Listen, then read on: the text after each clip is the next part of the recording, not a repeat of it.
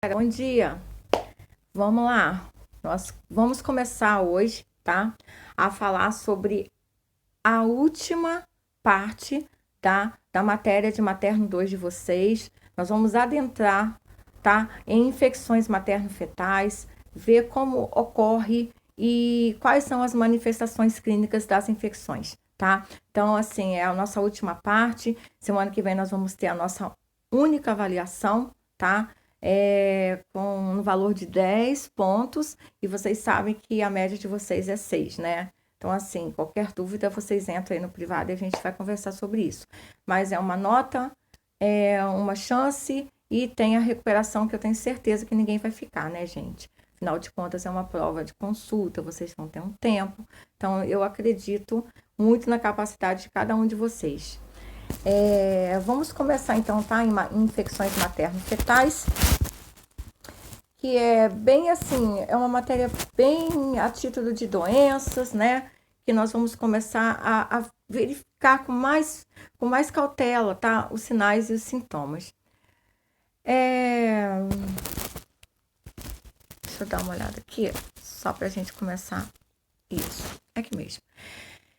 Então, gente, nós vamos começar falando sobre infecções de transmissão vertical. O que significa transmissão vertical? É da mãe para o bebê, tá? Através da placenta.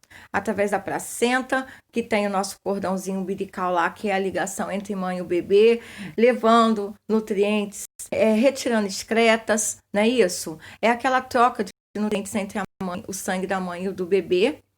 Ok? E essa troca faz com que essa interligação tenha infecções, né, que são transmitidas verticalmente. Então, a mãe, ela transmite para o bebê, tá? Então, assim, os processos infecciosos graves, em particular aqueles de origem bacteriana, tá, têm elevada incidência no período neonatal. Tá? Então, são bastante elevadas. Até a Organização Mundial de Saúde estima que ocorra cerca de 5 milhões de óbitos de recém-natos anualmente, né? E 98% dessas mortes ocorrem nos países em desenvolvimento, como sempre. As doenças, a citar ali, tá? A doença infecciosa como a sífilis, a toxoplasmose, tá? Asfixia neonatal, que é o bebê broncoaspirar o leite da mãe, se a mãe deitar ele antes de botar ele para arrotar, né? Grossamente falando, é assim mesmo que a gente faz. Então, o bebê não pode broncoaspirar o leite, porque pode e vai para o pulmão e ele tem uma asfixia, tá? E a prematuridade também, que nós já discutimos sobre ela, é uma das principais causas, né, desses óbitos. São as 3, tá? As infecções que se manifestam no recém-nato podem ser adquiridas antes, durante e após o nascimento, tá? Podem ser adquiridas antes, após e durante o nascimento. Dessa forma, prevenção na gestante, no seu feto e no neonato, além de identificar precocemente os sinais e sintomas da infecção. Então, é por isso que nós estudamos as doenças, para que nós possamos, com o nosso olhar clínico, avaliação clínica, a gente conseguir antecipar a manifestação desse agravo. Tá? Nós conseguimos isso através do pré-natal bem feito, de um acompanhamento de excelência, tá? A gente consegue sim antecipar bastante, identificar precocemente os sinais, tanto os sinais como os sintomas da infecção, tá? Por isso que é importantíssimo o pré-natal. Entre os agentes causadores de infecções congênitas, destaca, né, o vírus da hepatite B, o vírus do HIV, da rubéola, o treponema. Vocês já ouviram falar nisso, né? O HSV aí, 1 e 2 que tá falando aí, gente, no slide, é o vírus da herpes simples, tá? 1 e 2. Doenças, clamídia, vírus da varicela. Então, nós temos vários vírus, vários agentes causadores de infecções congênitas, tá? Infecções que são transmitidas de mãe para o filho. Aqui nós mostramos a placenta, o bebê, a ligação do cordão umbilical, mostrando pra gente que isto faz com que a infecção seja vertical, tá? A mãe, ela transmite através da placenta, através do canal do parto, na hora do parto, né? Na hora do parto e no neonato, tá? Aqui nós estamos vendo toxoplasmose Gondii através da microscópio, né? Do microscópio, com azotimetilena aqui, enfim. Vamos falar sobre aqui, ó, CMV, tá? Que pertence à família da herpes vírus, tá? As manifestações clínicas da infecção pelo CMV variam de uma pessoa para outra e vão desde discreto mal-estar, a febre baixa, até doenças graves que comprometem o aparelho digestivo, o sistema nervoso central e retina, tá? O CMV nunca abandona o organismo da pessoa infectada, permanecendo em estado latente a qualquer baixa na imunidade do hospedeiro e pode reativar a infecção. Então, alguém aí já viu colega ou também tem herpes labial, tá? A herpes labial, quando você está com baixa imunidade, extrema situação de estresse, cansaço, tá? Algum estresse, qualquer tipo de estresse que te leve ao extremo, tá?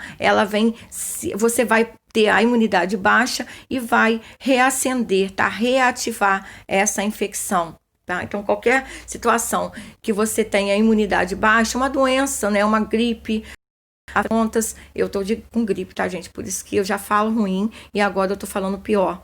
Eu tô com um estado gripal aí bastante forte por conta dos dias que eu tô enfrentando dentro do hospital. Minha imunidade caiu, tá? E eu tô bastante gripada, mas a gente tá continuando. Então, isso, tá, gente? Você tá exposto a contaminações, então a sua imunidade cai por vários motivos e isso faz reacender, reativar a infecção, tá? A herpes vírus. Diminuir aqui. Toxoplasmose congênita é a doença causada por um protozoário, né? O Toxoplasma Gondii. A gente já ouviu falar nele lá no 2º grau, já estudamos sobre ele, né? Os hospedeiros definitivos. Então, o hospedeiro da toxoplasmose. A transmissão de humano para humano só ocorre da mãe para o feto, quando adquirida durante a gravidez. Transmissão congênita, não esquecer, resultando da localização primária do toxoplasma na placenta e de sua passagem para a circulação que leva nutrientes ao bebê, que alimenta esse bebê, alimenta o organismo deste bebê até que ele possa vir para o mundo extrauterino e andar com suas próprias pernas, né? No caso aí, o seu organismo ele se autogestar, tá bom? O que acontece aí? O toxoplasmose, ele vai aderir à placenta, né? Ele vai adentrar a placenta e como a placenta ela faz a circulação sanguínea desse bebê, o toxoplasma ele vai circular, né, no sangue do bebê, tá? Então, se cai na prova qual doença aí, uma das doenças, se tinha uma doença que é transmitida verticalmente, nós já sabemos que toxoplasmose é uma, tá bom? Então, vamos lá, vamos continuar. Nós sabemos que ela vem dos felinos, né? Então, assim, é muito perigosa, tá, gente? É a toxoplasmose na gravidez. Muito, muito perigosa. No primeiro trimestre, a transmissão e a morbidade são maiores. Então, assim, nos primeiros 3 meses de gravidez, ali tem que ser realmente feito uma bateria de exames nessa gestante, tá? Para evitar todo esse problema que causa a toxoplasmose. A infecção da mãe é usualmente assintomática e raramente é detectada. Então, para você ver como é difícil por isso que a gente bate na mesma tecla sobre as vacinas, tá? As vacinas que nós temos que ter em dia. Cartão de vacina da gestante, acompanhamento da gestante, acompanhamento dos primeiros meses aos últimos, tá? Indica-se a sorologia para todas as gestantes e para as soronegativas com repetição na 17ª e na 25ª semana de gestação, que são os períodos em que determinam o risco e o grau da gravidade da infecção congênita. Então, é aí, na 15ª semana, que o risco aumenta, tá? Então, por isso que se indica a sorologia para todas as gestantes, tá? Todas. As manifestações clínicas, então. As viscerais. Quais são as manifestações clínicas viscerais? A icterícia, a anemia e a hepatoesplenomegalia. É um nome grande, mas significa o quê? O aumento do tamanho do fígado e do baço desse indivíduo, tá bom? Então, assim, a toxoplasmose, ela faz com que haja um aumento do fígado e do baço. E o nome dado para essa doença é hepato, que vem de fígado, espleno, que vem de baço, megalia, aumento, tá bom? As neurológicas, a hidrocefalia, que nós já estudamos, ou microcefalia, tá? Hidrocefalia é aquela, o crânio da criança fica aumentado. Nós já estudamos a microcefalia, diminuído, a solidificação precoce das estruturas cranianas. Então, o que significa? A gente não estudou sobre as fontanelas, que são as chamadas moleiras, estudamos sobre elas. Então, o que acontece? Há uma calcificação precoce da moleira. A moleira ela foi feita para quê? Né? A fontanela. Moleira a gente não usa mais. Eu estou dizendo só para que vocês se remetam lá onde é, tá?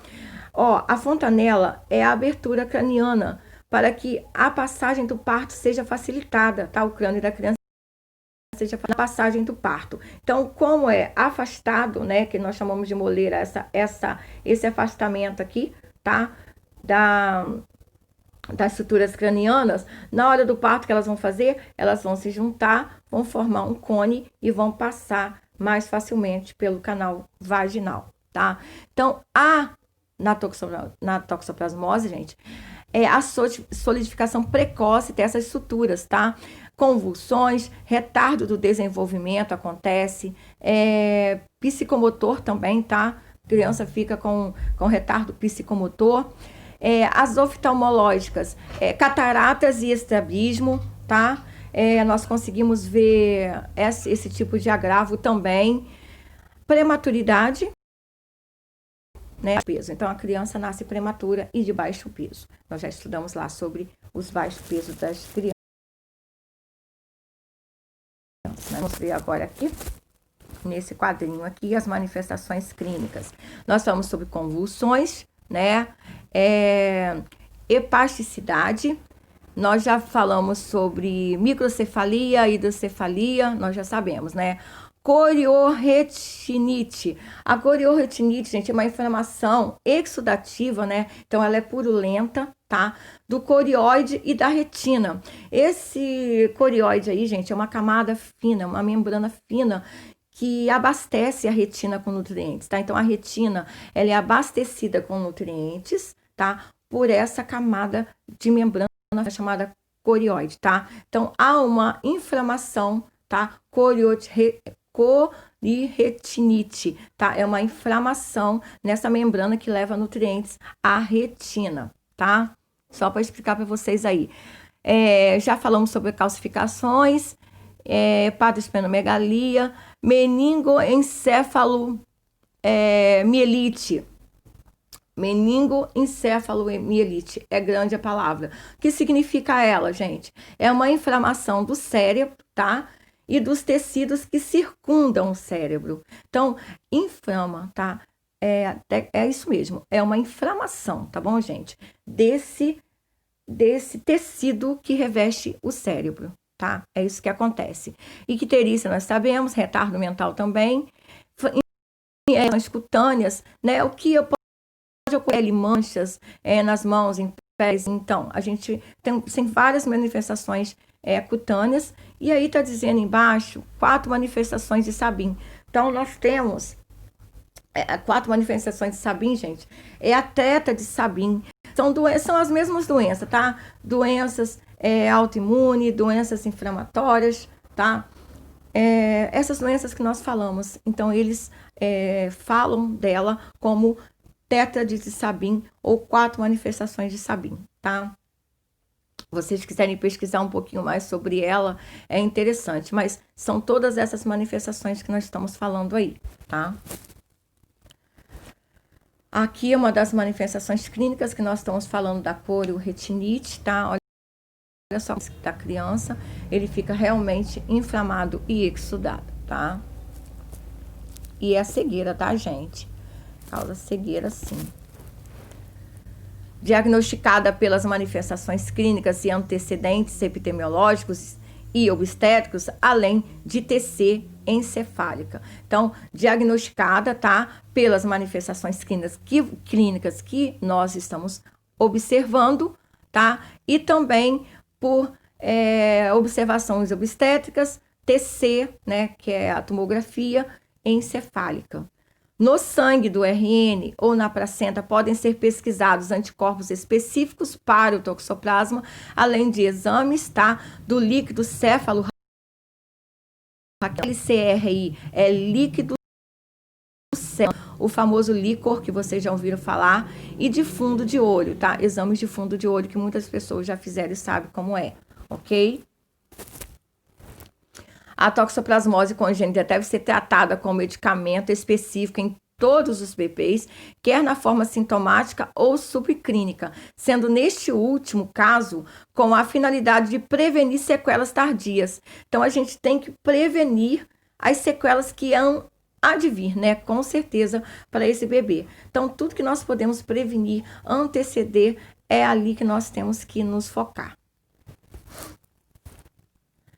A profilaxia, gente, olha só, a gestante deve evitar ingerir carne mal cozida e contato com gatos e outros felídeos, tá? Ou material que pode desse animal, né? Areia, descalço, isso tudo é uma profilaxia.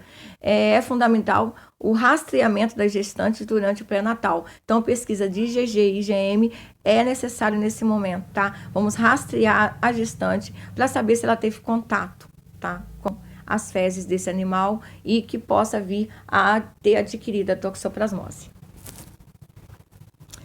Vamos falar sobre hepatite B e C, tá? Hepatites virais. Grave problema de saúde pública no Brasil e no mundo. A hepatite é a inflamação do fígado. It é inflamação. Hepato, nós sabemos que é do fígado. Então, hepatite, inflamação do fígado. Pode ser causada de tóxicos para o fígado, tá? Álcool e outras drogas, além de doenças autoimunes, metabólicas ou genéticas. Gente, autoimunes são doenças inflamatórias causadas quando o sistema imunológico da pessoa, o próprio sistema imunológico, ataca seus próprios tecidos, tá? Então, essa é a doença autoimune. O sistema imunológico daquele indivíduo, tá? Ele ataca os próprios tecidos. Vamos lá. São doenças silenciosas que nem sempre apresentam sintomas, mas quando aparecem podem ser cansaço, febre, mal-estar, tontura, enjoo, vômito, dor abdominal, pele e olhos amarelados, urina escura e fezes claras. Nós já falamos sobre pele amarelada, que nós chamamos de icterícia, tá? Fezes, urina e fezes claras. Nós falamos que as fezes, entre parênteses, têm uma cor de Coca-Cola, tá? E as fezes bem claras mesmo. No Brasil, as hepatites virais mais comuns são as causadas pelos vírus A, B e C. Vocês sabem muito bem que nós tratamos, né, essa hepatite com nossas vacinas, né? Nós antecedemos as hepatites com vacinas.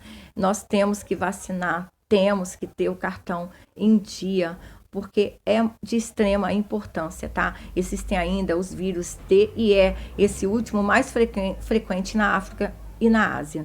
Milhões de pessoas no Brasil são portadoras e não sabem mesmo, gente, ocorre e correndo o risco de as doenças cronificarem, né, virarem crônicas mesmo e causarem danos mais graves no fígado, como cirrose e como câncer, tá? Então, quando a pessoa não sabe, ela não trata, ela não faz um acompanhamento. E isso só cronifica, né? Só faz com que a doença fique crônica e sem realmente, às vezes, retorno, tá? Vamos ver aqui o tempo de aula. Eu vou parar aqui para a gente começar no outro slide, tá?